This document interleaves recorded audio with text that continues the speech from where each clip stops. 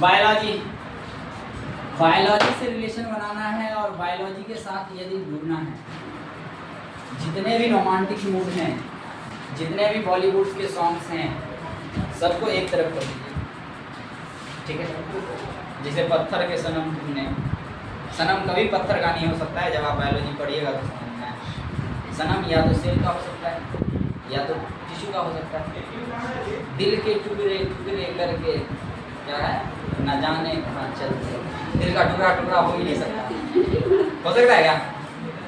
दिल का टुकड़ा असंभव है, ठीक है, समझ में आएगा? हाँ, तो इस तरह से अब आप देखिएगा किस तरह से, मतलब जितने भी ये हाव भाव होते हैं ना, बॉन्डिंग जो कहते हैं ना, लॉयलिटी, एक शब्द होता है ना लॉयलिटी, इससे खतरनाक शब्द तो अभी के ज़माने में चल ही नहीं रहा है। हाँ, अच्छा इसको भी थोड़ा और कम करो तो लॉयल ना, ये टर्म अभी आप देखिएगा जो चांद सितारे लाने की बात करते हैं ना, हाँ हम उनको दिन में जगह दे रखते हैं, ठीक है। तो ये अभी आप देखिएगा कि ऐसा कुछ नहीं है, ठीक है। अगर बायोलॉजी समझते हैं, समझ गए तो मजा आएगा। बायोलॉजी रटने का सब्जेक्ट नहीं है, इस बात को तो क्लियर ही कर लीजिए। कोई भी XYZ टीचर आपको बोलते हैं बायोलॉजी रटने का सब्जेक्ट है, तो फिर वो भी ये नहीं है, ठीक है। दैट मीन्स वो भी आपको पहले से दिमाग में डाल दिए। अच्छा अभी मीडिया का जो काम हो गया ना, मीडिया का, मीडिया क्या करता है, मीडिया जो कहना चाहता है वो आपको सुनाता है। जैसे मानकर चलिए एक्स पे, ठीक है, और इसके दो वकील हैं, एडवोकेट ए और बी। ये ए और बी क्या है, एडवोकेट है जो एक्स के लिए केस लड़ रहा है, और जज अभी तक क्लियर नहीं किया है कि एक्स जो है ये क्या है, दोषी है, ठीक है। लेकिन यहाँ पर ए और बी अभी तक लड़ाई नहीं लड़ रहा है इसको प्रूव करने में। एक प्रूव करना चाह रहा है कि इसकी गिल्टी है और एक प्रूव करना चाह रहा है कि इसकी गिल्टी नहीं। और इंडियन कॉन्स्टिट्यूशन क्या कहता है, जिस किसी पे भी केस हो रखा है वो तब तक इनोसेंट है जब तक कि उसकी गिल्टी प्रूव नहीं हो जाती, ठीक है, समझ आ रहा है? तो अगर नहीं हो रहा है, लेकिन अगर यही खबर मिल जाए और जिस पर केस हो रखा है ये कोई बड़ा स्टार हो, मतलब इसका स्टारडम अच्छा हो, ठीक है, पूरा फैला हुआ हो, ठीक है, अब क्या होगा कि इधर कोई न्यूज मीडिया वाला, ठीक है, उसको ये न्यूज मिल जाए कि इस पर आरोप है और इस पर केस चल रहा है, मुकदमा चल रहा है, ये चलाएगा ब्रेकिंग न्यूज। क्या चलाएगा? Breaking news. अब यहाँ देखिए, इस ब्रेकिंग न्यूज में भी ब्रेकिंग न्यूज तक वो नहीं रुकेगा। अब इसका पक्ष यदि इसके प्रति अच्छा भावना होगा तो यहाँ पर सेंटेंस लिखा जाएगा, मासूम दिखने वाले, अच्छे छवि वाले, मशहूर कलाकार के साथ ऐसा, ठीक है, ठीक है। क्या कह रहे हैं, एंकर के प्रति यदि इनका भाव अच्छा है तो वो ऐसा दिखाता है कि मासूम दिखने वाले, अच्छे छवि वाले, मशहूर कलाकार के साथ, मशहूर कलाकार पर ये आरोप, ठीक है। तो अब आप जो देख रहे हैं टीवी में, तो आपके दिमाग में आएगा कि हाँ अच्छा कलाकार है। अब उनके प्रति आपको क्या हो रहा है, सिंपैथी जग रहा है। यदि उनका गलती है तो भी, नहीं है तो भी, आप जानते हैं तो भी, नहीं जानते हैं तो भी, ये एक पक्ष हो गया। लेकिन अगर मान लो इसको क्या हो, इसके प्रति हीन भावना या नहीं जानता, ठीक है, तो डायरेक्ट जो ये निकालेगा ना, तो ये डायरेक्ट निकालेगा दोषी, दोषी कलाकार, बलात्कारी कलाकार। मतलब क्या, इसको ये खुद घोषित कर दिया है कि बलात्कार। नहीं समझ में आया? हाँ, अब जो तुम देखोगे, देखने बैठोगे, कहते हैं ना पहला इंप्रेशन ही क्या होता है, लास्ट इंप्रेशन होता है। तो अब जैसे ही आपके दिमाग में आ गया बलात्कारी कलाकार, तो अब आपका दिमाग उस दृष्टि से उस पर काम करना का शुरू करेगा, ठीक है, समझ में आ रहा बात, समझ आ रहा? तो अभी के समय में क्या है कि अभी के समय में इस टर्म्स को तो विश्वास आप अपना उठा लीजिए, ठीक है। कोई भी बायोलॉजी वाले, इसलिए हम आपको बता रहे हैं कि जैसे ही बायोलॉजी पढ़ाने वाले आपको बोले कि बायोलॉजी रटने का सब्जेक्ट है, दैट मीन्स वो क्या कर रहा है, आपका ब्रेन वॉश कर रहा है, वो बताने का कोशिश कर रहा है कि बायोलॉजी आप रटिए, हम समझा नहीं सकते। हम आएंगे क्लास में, पॉइंट दिखाएंगे, डाइजेशन, इंजेक्शन क्या होता है, डेफिनेशन लिखवा दिया, आप इसको रट लीजिए। आप पूछेगा सर ये कैसे हुआ, बोलेंगे हम पहला क्लास में बताए थे ना रटने का सब्जेक्ट है। हाँ, क्लियर आउट कीजिए कि ये रटने का सब्जेक्ट नहीं है। हम आपको बायोलॉजी पढ़ाएं तो, फिजिक्स पढ़ाएं तो, केमिस्ट्री पढ़ाएं तो, या एल्स कोई भी सब्जेक्ट पढ़ाएं तो, पढ़ने का मतलब ही होता है दिमाग को विकसित करना, रटना नहीं। और जो रटने में अपने दिमाग को लगा दिया उसका दिमाग विकसित नहीं होगा। ठीक है, तो दिमाग विकसित कब होगा? जब आपके दिमाग में आएगा क्यों, व्हाई, हाउ, कैसे।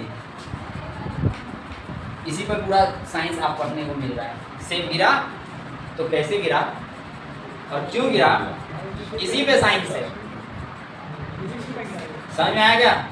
इसी पे साइंस है। तो इसलिए अगर अपने ब्रेन को एक्सप्लोर करना चाहते हो तो just deal with why and how. रटना शब्द ही नहीं है पढ़ाई के लाइन में। पढ़ाई की लाइन में रटना शब्द नहीं है, नहीं है, नहीं है। ये मेरा मार्क कर लीजिए आप। वो पेरेंट्स अलग होते हैं जो अपने बच्चे को फोर्स करते हैं कि आप रटिए और रिजल्ट दीजिए। यदि आपको 10 मार्क्स आ रहा है पहले एग्जाम में और आपको नेक्स्ट एग्जाम में 15 से 20 मार्क्स आ रहा है, इट इज गुड, अच्छा है। बट यदि समझने से आया है तो ठीक है, और यदि रटने से आपको इससे डायरेक्ट 100 आ गया तो मैं आपको गारंटी देता हूँ उस क्लास को आप पास कर जाइए। अगले क्लास में हम आपको कहेंगे ये क्लास 6 में पढ़ के आना था, आप याद से क्लास 6 में याद किया। ठीक है, समझ में आ रहा है? ये है अंडरस्टैंडिंग और रेक्टिफिकेशन मैन। यदि आप कोई चीज समझ रहे हो तो क्या होता है, और यदि आप रट रहे हो तो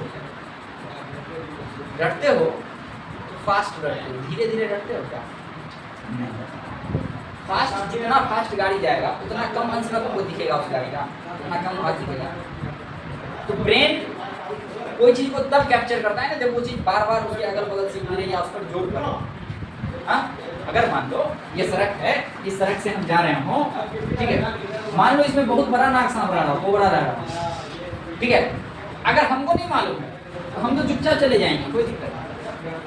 हाँ, लेकिन यही सड़क है, इस पे कोबरा नहीं रह रहा हो, लेकिन चलने से पहले आपको कोई कह दे हाँ एक लड़का गया था, लौटा ही नहीं, आज तक पता ही नहीं हो गया कहाँ, लेकिन जानते हैं कि वहाँ एक कोबरा लगता है, वही लड़का कोबरा बन गया। अब आप चलिए इस रोड में, गलती से पीछे से कोई हवा, एक ढेला गिर जाए, ऊपर से आम गिर जाए, पलट के उठा के दिखा दो, नहीं होगा। ब्रेन वॉश, समझा? तो ब्रेन सबसे बड़ा हथियार है। इसको आप जैसे ट्रेंड करते हैं, जिस तरह के डायरेक्शन में ले जाना चाहते हैं, ये उसी तरह के डायरेक्शन में जाता है। तो ब्रेन का उपयोग करना बहुत जरूरी है। ठीक है, समझ आ रहा है? समझ आ रहा है? क्योंकि बायोलॉजी से पहले इसलिए आपको हम समझा रहे हैं, इसमें बहुत सारा ऐसा टर्म आएगा जो आपको डराएगा, लेकिन डरना नहीं है।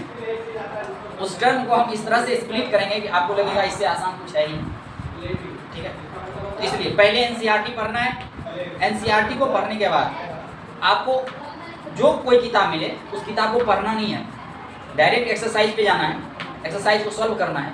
नहीं बना क्वेश्चन लाना है, भैया ये नंबर क्वेश्चन नहीं बना, या इस टॉपिक से आप कभी पढ़ाई नहीं। अगर ऐसा हो जाता है तो आप पहले एनसीईआरटी, मेरा नोट्स, एनसीईआरटी का टेक्स्ट और इन टेक्स्ट, इतना काफ़ी है। हम नीट तक की बात कर रहे हैं। नीट में भी बायोलॉजी में मार्क्स करना हो तो बायोलॉजी का लाइन टू लाइन एनसीईआरटी और टेक्स्ट इन टेक्स्ट का समझ आ रहा? अच्छा सर, नीट में तो सिर्फ ऑब्जेक्टिव आता है, टेक्स्ट इन टेक्स्ट बोलते हैं। इन टेक्स्ट का लेक्चर वो जो आप बनाइएगा ना, थ्योरी तभी बनेगा ना जब आपके पास पॉइंट होगा। ठीक है, टिश्यू तभी बनेगा ना जब आपके पास सेल होगा, ऑर्गन तभी बनेगा ना जब टिश्यू बनेगा, तो पैराग्राफ तब बनेगा ना जब वर्ड आएगा, सेंटेंस में जाएगा, सेंटेंस मिल के पैराग्राफ बना। समझ में आ रहा क्या? तो देखिए बायोलॉजी को ही पहले स्प्लिट करते हैं। Biology is mixing of two words, bio और लोगस। ठीक है, लोगस का मतलब ही होता है स्टडी। लोगस का मतलब क्या होता है? स्टडी। और बायो का मतलब